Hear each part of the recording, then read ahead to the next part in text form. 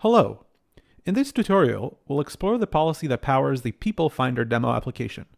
You can find a complete guide for getting People Finder set up in the Aserto documentation website. Let's get started.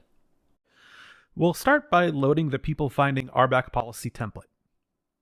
This policy template includes over 200 users that are going to be mirrored in the People Finder application. Let's select the user Ewan Garden and evaluate the policy for him. The first permission, peoplefinder.get.api.users, evaluates to allowed, enabled, and visible for all roles. Let's switch to the application and log in as Ewan. We can see a list of all the users in the Acme Corp Corporation. This view is protected by the permission that we just evaluated, so we expect the list to be visible no matter what the user role is. We can click on each user to see their details. The user details view is protected by the peoplefinder.get.api.users.__id, which also allows access to all roles. So all roles are going to be able to see the details card. That said, the actions each role can perform on the details card are going to be different. For example, when Ewan, who's just the viewer, attempts to edit a user's phone number, he'll get an error message. But he can update his own phone number with no error.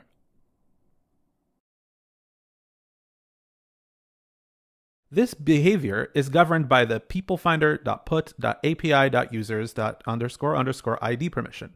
As we can see in the policy details, a user is allowed if their role has the allowed permission in the data.json file, or if their user.id matches the resource.id sent in the resource context. In People Finder, this resource.id is the ID of the currently selected user. In Ewan's case, his role as a viewer will evaluate this first clause to false, and the second clause to true if he is trying to update his own phone number. The update button's behavior is governed by the peoplefinder.post.api.users.__id. So in Ewan's case, we see that it will be visible but not enabled. In the app, we can see the update button is visible but disabled.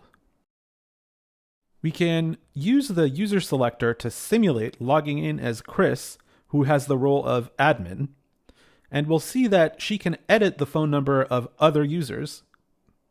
In her case, the update button is enabled, and she can even see the delete button that was not visible to Ewan.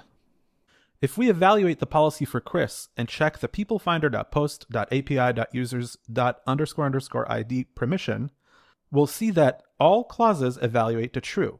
This means that the update button is visible and enabled, and that she can also make changes to any user's details. Finally, we can see that all the decisions for the peoplefinder.delete.api.users.__id permission are true, so the delete button will be visible and enabled for her, and she'll also be allowed to delete any user.